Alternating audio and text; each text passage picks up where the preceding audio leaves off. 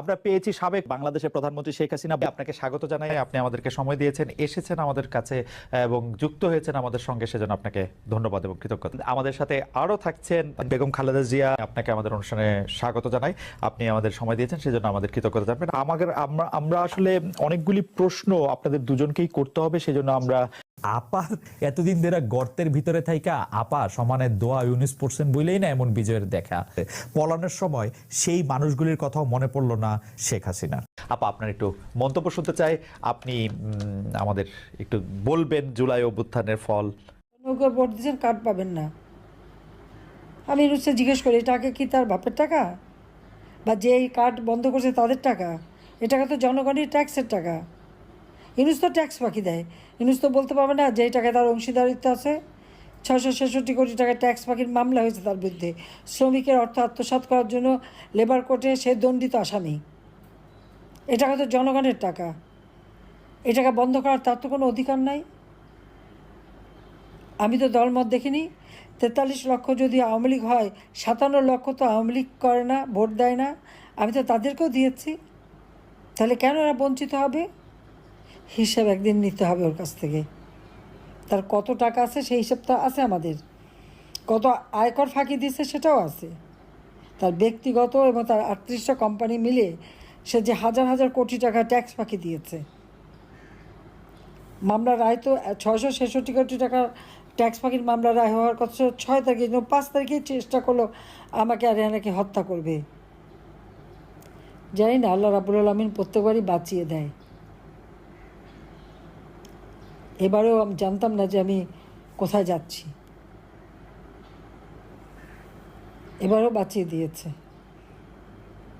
বেঁচে যখন আছি, বাংলাদেশে তো ফিরবো অবশ্যই, এবং সেদিন বেশি দূরে না। এবং এই ইউনুস এবং তার গং, ওই উপদেশটা চোর সবকটা, আর তার ওই এনসিপি পার্টি একসময় সব ছাত্রলীগ করতো। ও গণভবনে যে আমার সাথে খুব ছবি আছে, এক বঙ্গবন্ধু যে একেবারে কেঁদে যার যার। তারপরেই ওই ইউনুসের টাকা আর শিবিরের টাকাকে উল্টে গেল সব। আর বিএনপি জামাত শিবির যখন সব জায়গা দখলে ব্যস্ত, প্রত্যেকটা ইউনিভার্সিটি, শিক্ষা প্রতিষ্ঠান, সব জায়গায় তাদের লোক বসাতে ব্যস্ত, আর বিএনপির লোকেরা তখন লুটপাটে ব্যস্ত। আওয়ামী লীগ শেষ করে দেবে, খুন করে শেষ করবে আর লুটপাট করবে। নারী ধর্ষণ, শিশু নির্যাতন, হাত কাটা, পা কাটা, রক কাটা। এই শিবিরের হাতে আমাদের কত নেতাকর্মী মারা গেছে। ছোট শিশু, তার জন্য দুধ কিনতে, ওষুধ কিনতে যে মাসুদ যে মেরে ফেলে দিল। এরকম তো এই রাজশাহী বিভাগে তো অনবরত এই ধরনের ঘটনা ঘটে যাচ্ছে। আমরা তো কোনোদিন রিভার্স দিতে যাইনি, আমরা বিচার করেছি, কিন্তু তার ফলাফলটা কী? আজকে যারা গুম খুনের কথা বলে, কত আওয়ামী লীগ নেতাকর্মী গুম হয়েছে কেউ বলতে পারবে? নদীতে লাশ ভেসে যায়, কার লাশ সেটাও তো কেউ জানে না। অথচ আমাদের অগণিত আওয়ামী লীগ কর্মী নেতাকর্মীদের খবর নেই। পুলিশ হত্যা করে ফেলে গুম করে দিয়েছে, আজ যারা হত্যা করে গুম করেছে। আজকে পুলিশের একেবারে পুলিশকে ধ্বংস করেছে। এখন সেটা আমাদের সশস্ত্র বাহিনী, এই সশস্ত্র বাহিনীকে ধ্বংস করতে বসেছে ইউনুস। আপনারা দেখেন, যারা কর্মরত, যারা তার ডিউটি, তাদেরকে দায়িত্ব দেওয়া হয়েছে, তাদের বিরুদ্ধে মামলা। আজকে সশস্ত্র বাহিনীর 28 জন 29 জন অফিসারের বিরুদ্ধে মামলা দিয়েছে, তাদের নাকি চার্জশিট দেবে, তাদেরকে শাস্তি দেবে। কেন? তারা তো উপরে নির্দেশ মান্য করেছে, পুলিশ উপরে নির্দেশ মান্য করেছে, পুলিশকে মেরে মেরে পা বেঁধে ঝুলিয়ে রেখেছে। আর যে এনসিবির কয়েকটা আছে, ওই সার্জিস, হাসনাত, কে তারা আবার সেনাবাহিনীর ধমকও দেয়। আমি জানি না সেনাবাহিনীর কি মানে, তাদের কি শক্তি ক্ষয় হয়ে গেছে? এগুলি ধরে সোজা ধরে নিয়ে যেতে পারে না, তাহলে তো জবাব পেয়ে যায়। আজকে তারা আমাদের সশস্ত্র বাহিনীকে ধ্বংস করে দিচ্ছে। একটা দেশের সশস্ত্র বাহিনীর বিরুদ্ধে যদি এইভাবে অবসরপ্রাপ্ত হোক আর কর্মরত হোক, তাদের বিরুদ্ধে যদি এরকম মামলা হয়, তাহলে আন্তর্জাতিক ভাবমূর্তি কোথায় থাকে?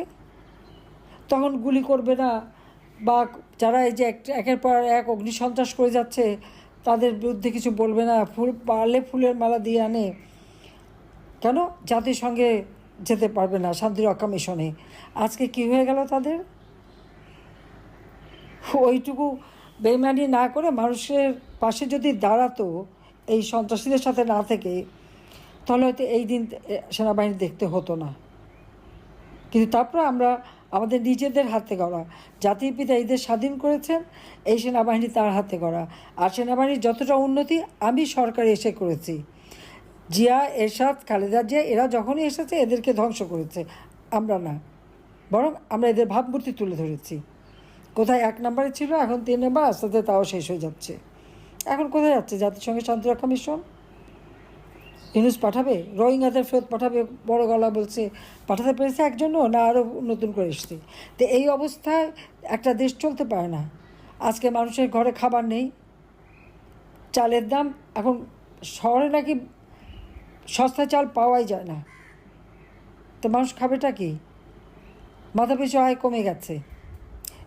প্রবৃদ্ধি যেখানে আমি 6.7 রেখে এসেছিলাম, সেটা এখন 3 দেখাচ্ছে, 3 নেমে গেছে, তার থেকে বেশি 2 নেমে গেছে। কোনো একটা কাজ হচ্ছে না, দেশটাকে একেবারে অচল করে দিল। আর টাকা পাচার, সমানে টাকা পাচার করে যাচ্ছে। এলসি খুলতে পারে না ব্যবসায়ীরা, ব্যাংকে ডলার জমা হচ্ছে, এলসি নাই, ব্যবসা নাই, ক্যাপিটাল মেশিনারিজ আসে না। এই 1 বছরের উপরে কোনো বিনিয়োগ হয়নি, না সরকারি, না বেসরকারি, না বিদেশি, কোনো বিনিয়োগ নাই। অর্থনীতি ধ্বংস, সামাজিক নিরাপত্তা বলে কিছু নাই, নারীদের কোনো মর্যাদা নাই, সব চরমভাবে তারা নির্যাতিত, নিপীড়িত। লক্ষ লক্ষ ছাত্ররা পড়াশোনা করতে পারে না, তাদের ডিগ্রি কেড়ে নেওয়া হয়েছে। কি ছাত্রলীগ করে বলে তাদের পড়তে দেবে না? তাহলে ছাত্রলীগের যদি শাস্তি হয়, তো যারা ছাত্রলীগ একসময় ছিল, আজকে তারা এখন এনসিপি হয়েছে, তাদের কেন বিচার হবে না? কারণ এরাই তো যত অপকর্ম ঘটিয়েছে, বদনামটা আমার ছাত্রলীগের উপরে দিয়ে গেছে। আর ছাত্রলীগের শাস্তি দেওয়ার, তারা বসে বসে মজা লুটে আর 1000 কোটি টাকার মালিক হওয়ার স্বপ্ন থেকে 100 কোটির মালিক হয়ে গেছে, আর 1000 কোটি টাকা মালিক হবে। এই অরাজকতার বিরুদ্ধে সকলকে রুখে দেওয়াতে হবে। আর আমরা যে উন্নয়নগুলি করেছি, প্রত্যেকটা উপজেলায় কী কী কাজ করেছি আওয়ামী লীগ, সেগুলি তালিকা করে করে ঘরে ঘরে পৌঁছে দিতে হবে। বলতে হবে মানুষকে, মানুষকে না বললে মানুষ ভুলে যায়। তাদেরকে বলতে হবে যে আমরা আওয়ামী লীগ ক্ষমতা আসে আপনাকে এই এই সুবিধা করে দিয়েছে। ছেলেমেয়েদের চাকরি ব্যবস্থা, training, computer training, incubation centre করা,